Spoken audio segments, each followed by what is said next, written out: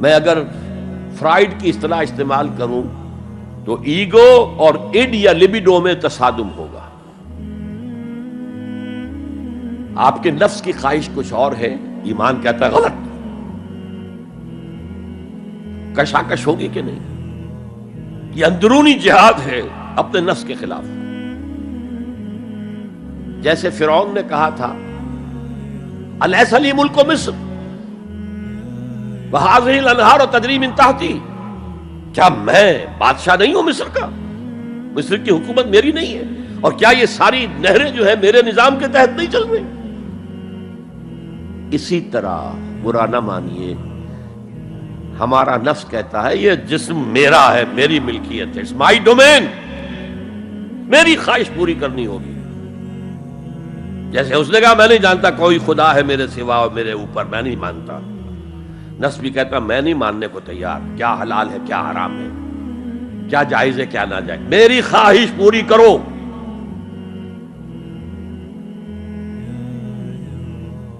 اس کے خلاف جہاد، یہ پہلی منزل کا جہاد ہے. اور آپ کو معلوم ہے 3 منزلہ عمارت ہے، تو بلند ترین تو ہے تیسری منزل، اہم ترین ہے پہلی منزل. پہلی منزل بنے گی تو دوسری بنے گی، دوسری ہوگی تو تیسری بنے گی نا. پہلی منزل یہ ہے اور اہم ترین یہ ہے. اسی لیے مولانا روم نے کہا نفس ماں ہم کم ترس فرعون نیست، میرا نفس بھی فرعون سے کم نہیں ہے، لیکن ایراعون نیست، اس کے پاس لاؤ لشکر تھا. اس نے زبان سے بھی کہہ دیا تھا انا ربکم الاعلی، میں ہوں خدا. میرا نفس بیچارہ اس کے پاس کوئی لاؤ لشکر نہیں، زبان سے تو یہ کچھ نہیں کہتا، اندر یہی کہتا میں بادشاہ ہوں اس وجود کا، میری مرضی پوری. اسٹرگل اگینسٹ دس بیسر سیلف، ایک سیلف ہے اونچی سیلف، خود ہی انا ایگو، اور ایک ہے یہ بیسر سیلف، ہمانی جبلتیں جو اندھی بہری ہیں، جو حلال اور حرام سے انہیں کوئی غرض نہیں ہے، ان کے خلاف جہاد کرنا. آپ نے فرمایا صلی اللہ علیہ وسلم المجاہد من جاہد نفسہ، اصل مجاہد وہ ہے جو اپنے نفس کے خلاف جہاد کر سکے. تمہارے اندر یہ دشمن تو بیٹھا ہوا ہے، تکڑا ہے، تمہیں کنٹرول کر رہا، چلے آؤ باہر کے دشمنوں سے جہاد کرنے کے لیے. تم نے ٹانگے کو گھوڑے کے آگے باندھ دیا. اور ایک دفعہ حضور سے پوچھا گیا ای الجہاد افضل یا رسول اللہ، اے اللہ کے رسول سب سے افضل جہاد کون سا ہے؟ فرمایا ان تجاہد نفسک فی طاعت اللہ، اپنے نفس کے خلاف جہاد کرو، اسے اللہ کا مطیع کرو. یہ جو اندر کی کشمکش ہے، کشاکش ہے، یہ جہاد فی سبیل اللہ کا نقطہ آغاز، اللہ کا مطیع بنانا ہے نفس کو. اس کے ساتھ 2 سب لیول اور ہیں. اس نفس کو بھڑکانے والی ایک قوت ہے انویزیبل، اور ویزیبل بھی ہے. انویزیبل قوت سب سے بڑی ابلیس، شیطان لعین، اور اس کے چیلے چانٹے جنات میں سے، اور ویزیبل میں انسانوں میں جو اس کے ایجنٹ ہیں،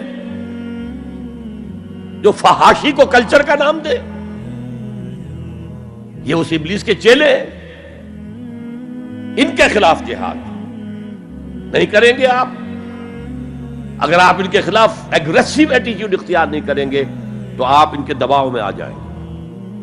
ان الشیطان لکم عدوا فاتخذوہ عدوا، اے لوگوں یہ شیطان تمہارا دشمن ہے، اس کو اپنا دشمن سمجھو.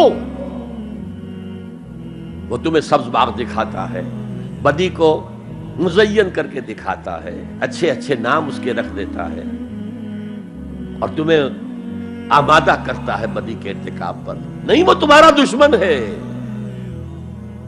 افتتخذونہ وذریتہ اولیاء من دونی، تم مجھے چھوڑ کر اسے اور اس کے چیلے چانٹوں کو تم اپنا دوست بناتے ہو. نہیں، شیطان کے خلاف جنگ کرو. اور تیسرا اس پر سب لیول کیا ہے؟ معاشرہ اگر بگڑا ہوا ہے، اس کا عمومی رجحان برائی کی طرف ہے، تو سوشل پریشرز آپ کو ادھر دھکیلتے ہیں. جیسے کہ اگر کوئی موب جا رہا ہے تو اس کے ساتھ چلنا تو بہت آسان ہے، وہ خود ہی آپ کو دھکیلتا ہوا لے جائے گا، اس کے خلاف چلنا بہت مشکل کام۔ ہو سکتا ہے آپ بڑی زور لگا کے 4 قدم آگے بڑھیں، پھر کوئی ریلا آئے 10 قدم پیچھے لے جائے۔ تب 2 ہی راستے ہیں، زمانہ بات و سازت تو بعد زمانہ بے ساز، یا تو پیسو معاملہ ہے، زمانہ تمہارے ساتھ سازگاری نہیں کرتا، چھوڑو تم زمانے کے ساتھ سازگاری اختیار کر لو، چلو تم ادھر کو ہوا ہو جدھر کی۔